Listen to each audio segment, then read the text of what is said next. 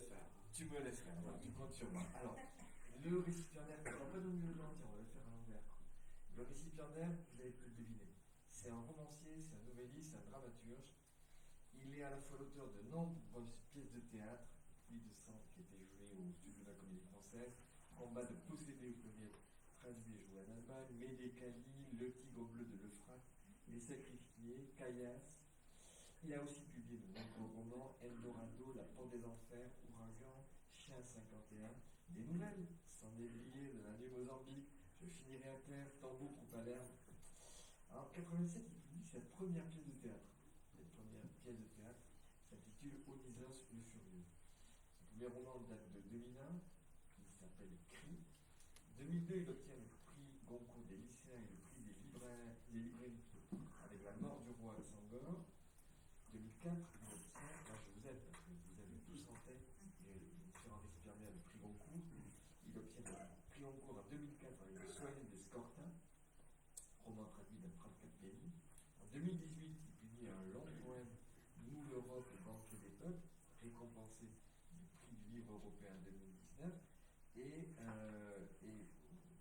son dernier récit, Terrasse, qui est paru en 2024 aux éditions Actes Sud, porte la parole de ceux qui ont vécu la joie puis la terreur cette nuit du 13 novembre 2004. Au total, donc, le récipiendaire du deuxième prix est l'auteur de plus d'une dizaine de romans, une vingtaine de pièces de théâtre, de nouvelles et de reportages. C'est un auteur qui est traduit dans plus de 34 pays. Vous aurez compris que j'appelle à mes côtés Laurent Godet.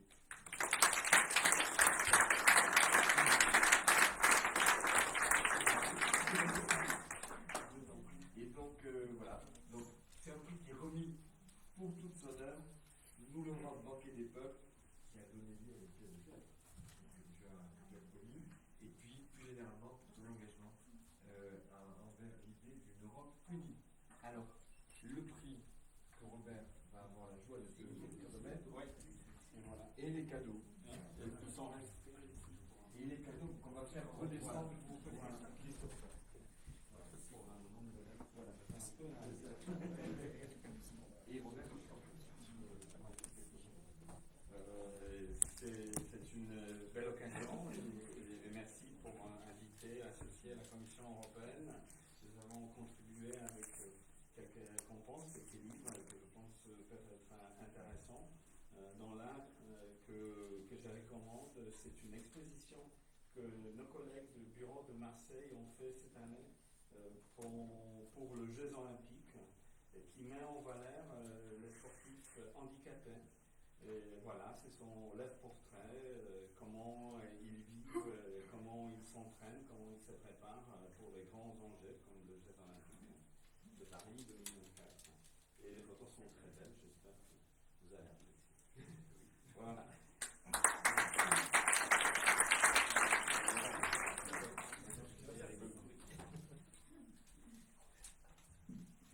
Bonsoir à tous. Vous m'entendez? Oui. Je vous remercie énormément, je suis très honoré. Je me souviens en ce moment même de la tête qu'avait fait mon éditeur lorsqu'il m'avait demandé sur quoi j'étais en ce moment et que je lui avais répondu, je crois que je vais faire un poème sur la construction européenne. Et c'est vrai que j'avais vu dans son regard qu'il était assez désolé pour moi et pour ma carrière d'auteur. Au jour d'aujourd'hui, quelques années plus tard, je suis évidemment d'abord très, très heureux d'avoir fait ce texte-là, et puis très ému de voir d'abord que ce soit une sorte de réponse à ce geste, que j'ai bien fait de le faire. Et puis il y a eu il n'y a pas très longtemps une émission scolaire de Nous l'Europe, le banquet des peuples, et donc je me dis qu'il y a quelque chose qui naît et qui est une des raisons pour lesquelles j'ai écrit ce texte. Vous parliez tout à l'heure de pensée complexe, et il est évident que l'époque l'est, que la construction européenne l'est aussi, donc tout ça ne nous aide pas beaucoup à avoir des repères simples et rassurants. Aujourd'hui, évidemment, avec l'agression russe en Ukraine, les défis écologiques et tellement d'autres sujets angoissants, préoccupants, tragiques, on a parfois l'impression que l'Europe est trop lente, que l'Europe n'apporte pas la bonne réponse au bon moment. Je crois, en ayant fait l'Europe banquet des peuples, que ça a un peu toujours été le cas, c'est-à-dire que toutes les périodes ont été difficiles en fait. et que les hommes et les femmes qui ont pris des décisions européennes l'ont pris aussi en réaction à un rythme qui n'était pas le leur, qui allait trop vite. Et il y a peut-être une sorte de réconfort à dire que nous aussi, nous inscrivons dans ce temps troublé, comme tous ceux qui nous ont précédés, et qu'il va simplement falloir faire de notre mieux. Je pense beaucoup à la phrase que j'ai mise dans le texte de Frantz Fanon, que j'aime beaucoup, que je vais essayer de citer de nouveau, et qui dit quelque chose comme chaque génération doit, dans une certaine opacité, découvrir sa mission, l'accomplir ou échouer, quelque chose comme ça. Je crois que c'est une belle manière de dire que la première étape est peut-être de comprendre, de découvrir notre mission. C'est extrêmement compliqué, car nous vivons au jour le jour dans une activité multiple, et que rien que ce geste-là, essayer de découvrir la mission de notre temps, de notre génération, me semble un enjeu considérable. Alors, on aura tous une réponse probablement différente à cela. Je ne vais pas vous faire un cours de politique, je suis romancier, mais c'est vrai qu'il me semble que aujourd'hui, la question écologique d'une part,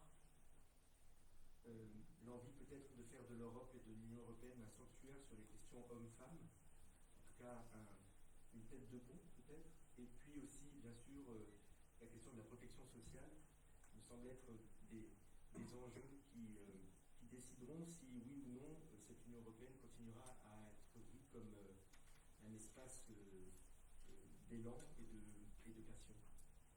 Je suis déjà beaucoup trop long, le président m'avait demandé de lire un petit texte. Voilà.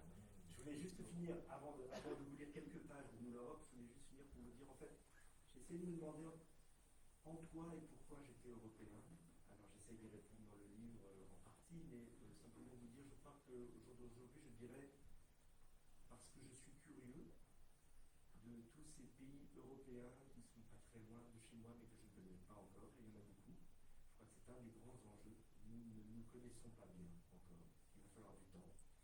Je crois que je suis européen parce que vous avez prononcé le très beau mot d'humanisme. C'est quand même sur cette terre-là qu'est né l'humanisme.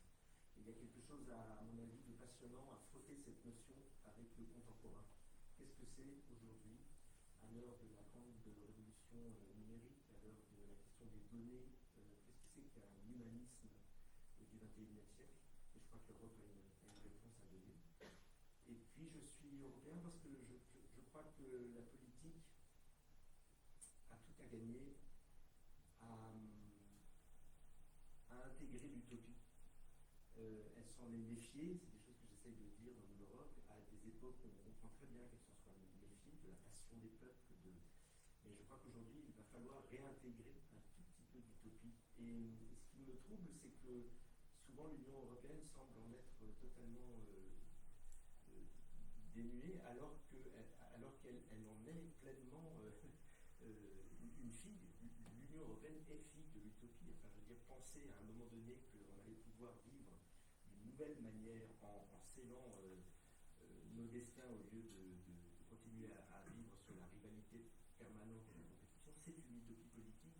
Je n'ai pas trouvé ailleurs, à d'autres époques et en d'autres lieux, une unité politique qui, comme ça, de manière libre et décidée, unirait 27 pays. Donc là, je pense qu'on oublie trop souvent qu'il y a une charge utopique dans la construction européenne et qu'elle doit pouvoir nous provoquer un petit peu de débat.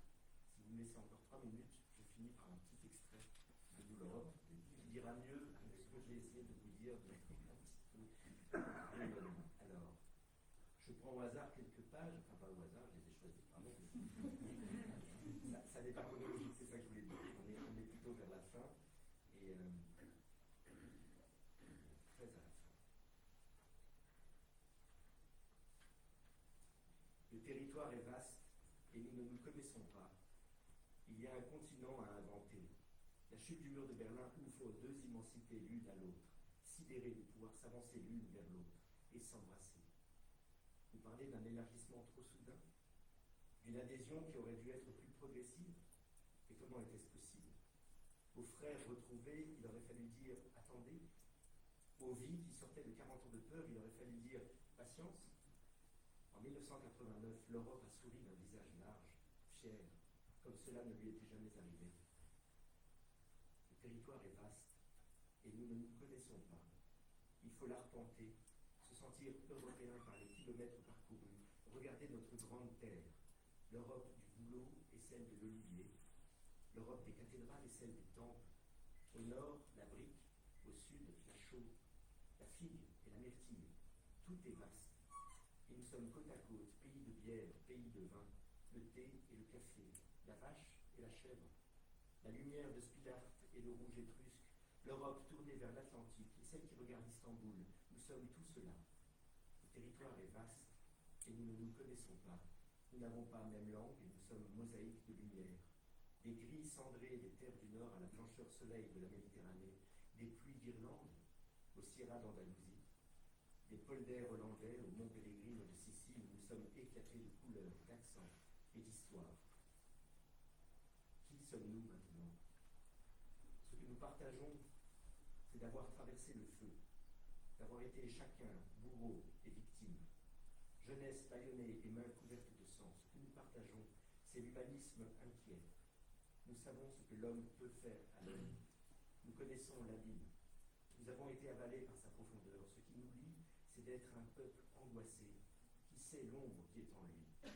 L'Europe, c'est une géographie qui veut devenir philosophie, un passé qui veut devenir boussole, un territoire de 500 millions d'habitants qui a décidé d'abolir la peine de mort, de défendre les libertés individuelles, de proclamer le droit d'aimer qui nous voulons, libre de croire ou de ne pas croire. Nous sommes humanistes et cela doit s'entendre dans nos choix. Aucun Dieu unique en Europe, aucun panthéon devant lequel s'agenouiller. Le territoire est vaste et doit le rester. Nous avons construit un continent Babel étrange et compliqué qui ne tient que dans cet équilibre subtil entre indépendance